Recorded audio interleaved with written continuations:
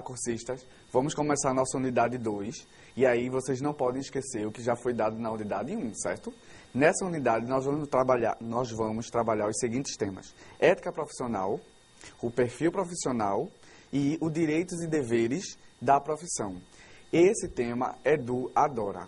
Ele, como profissional já formado, que deu aquelas dicas todas lá na nossa apostila, sabe muito bem do que nós vamos falar. E aí ele tem muito a nos dizer, certo? Vamos prestar atenção.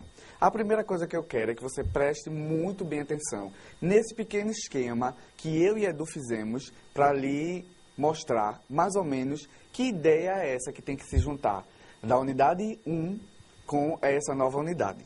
Olha só esse slide. Ética profissional. Aqui tem ética, moral, bioética e ética profissional.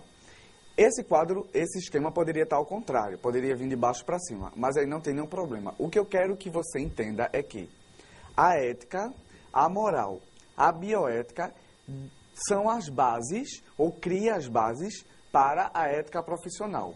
Lembram que eu tinha dito na unidade 1 que a bioética é justamente a junção da ética com as suas responsabilidades e da bioética, aqueles estudos das vivências humanas, um estudo multidisciplinar. Pronto. Nessa unidade, você precisa entender exatamente isso. Quando eu estou falando de uma ética profissional, eu estou justamente falando da junção de todas essas ideias, leis, códigos. Juntando tudo isso, cria a ética profissional. Essa base justamente serve para você entender que quando você está na profissão de técnico de análises clínicas, você não está solto no mundo. Você não pega o seu diploma, termina ali e vai embora, como se você não devesse nada a ninguém, ou como se você não devesse se registrar em algum lugar. Uma das coisas que você precisa entender na ética profissional é justamente que você está, ao se formar, vinculado com o Conselho Regional e Federal de Farmácia. Lembra que na nossa apostila nós discutimos isso? Pois é. Você precisa entender que ao se formar, você não pode, de maneira alguma, trabalhar em um local que você não conheça as leis, que você não seja regido por uma ética. E aí, quem responde por isso, e aí a gente viu que existe uma discussão bem interessante na sociedade, é justamente o Conselho Federal de Farmácia. Esse conselho vai lhe dar respaldo do que você pode fazer, do que você não pode fazer, de quem você será subordinado, de quem você não será subordinado, quando você estiver trabalhando num laboratório. Lembra que a gente viu, por exemplo, que para trabalhar num laboratório é preciso ter algumas leis específicas? Pois é. Uma dessas leis é a ética profissional e o código de ética que é disponibilizado nesses locais. Quando a gente está falando de ética profissional, você precisa entender que existe um perfil esperado para esse profissional. Que perfil é esse? Quando você está estudando, você traz consigo na sua história de vida alguns perfis, algumas ideias, algumas coisas que são construídas ao longo do tempo. Só que, quando você entra numa profissão, quando você está na profissão, você tem que agregar ao seu perfil, esse que você já traz da sua história, outros perfis. Que perfis são esses? Deixa eu dar um exemplo de alguns. E aí a gente já está falando de perfil profissional do técnico de análises clínicas, certo? Vou dar alguns exemplos de alguns perfis. Bom relacionamento interpessoal, iniciativa, flexibilidade, trabalho em equipe, tomada de decisões, comunicação de ideias. Veja, isso são perfis que você já traz, mas que ao entrar na profissão você tem que ou aumentar ou agregar, se você não tiver com ele em sua vida. Uma das coisas importantes, por exemplo, é nessa relação interpessoal, inter de outro, quando a gente fala, por exemplo, de uma viagem interestadual, entre um estado e outro. Quando a gente está falando de relação interpessoal, nós estamos falando de entre pessoas. Lembra do exemplo que eu tinha dado na unidade passada, que foi que quando você coleta o material, você analisa, faz todo o procedimento, o farmacêutico ou o técnico daquele laboratório faz o laudo, entrega a pessoa. Essa responsabilidade de entregar a outra pessoa é justamente uma responsabilidade interpessoal, de uma pessoa para outra. E aí o que acontece? Quando você está nessa relação interpessoal, O que é importante, que eu quero frisar, que tem na nossa apostila, mas eu quero frisar um pouco mais aqui na videoaula, é o sigilo profissional. E aí, essa imagem tem muito a nos dizer. Inclusive, é uma bela criança, né?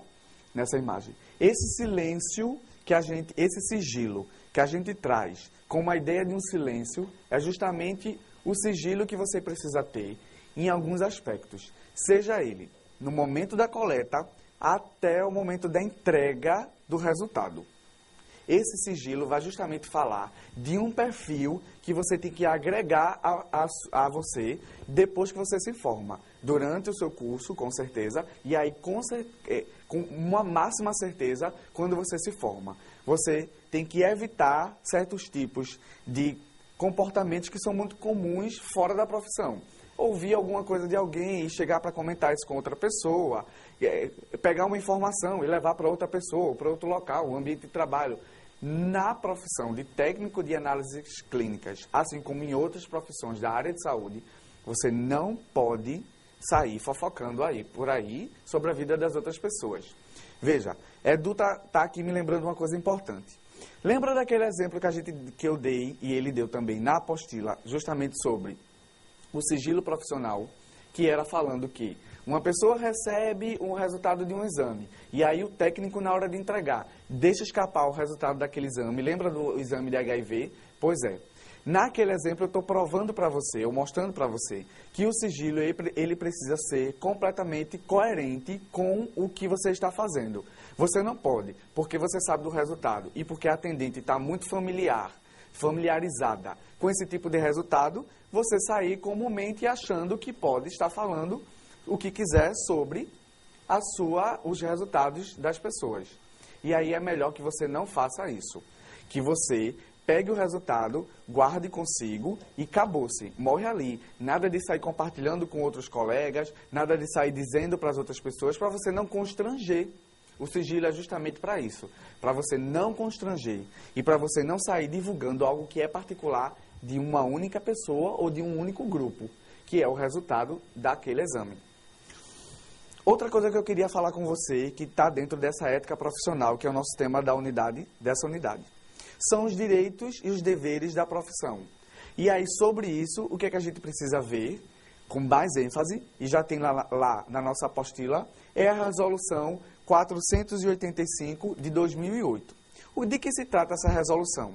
Trata justamente de quais são as atividades que o técnico de análises clínicas poderá exercer ao se formar. Nessa resolução 485, que eu quero que você leia com muito cuidado, na nossa apostila, justamente vai dizer quais são os atributos ou quais são as coisas que devem acontecer após você se formar. Você pega o seu diploma e aí o que acontece? A primeira coisa, eu já disse no início dessa unidade, que é você se vincular ao Conselho Regional, que é da região, de farmácia. E aí outras coisas são importantes, como por exemplo, saber o que você pode e não pode fazer na sua profissão.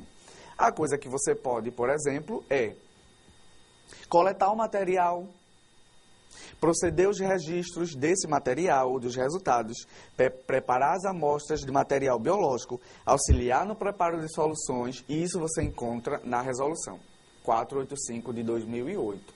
O que você não pode fazer, por exemplo, é vedado ao técnico de laboratório fazer assinaturas de laudos. E aí nós vamos ver nas próximas unidades que tipo de laudos são esses e quem é essa pessoa que é responsável no laboratório por dar esses laudos. Lembra da dica que eu dei na unidade passada?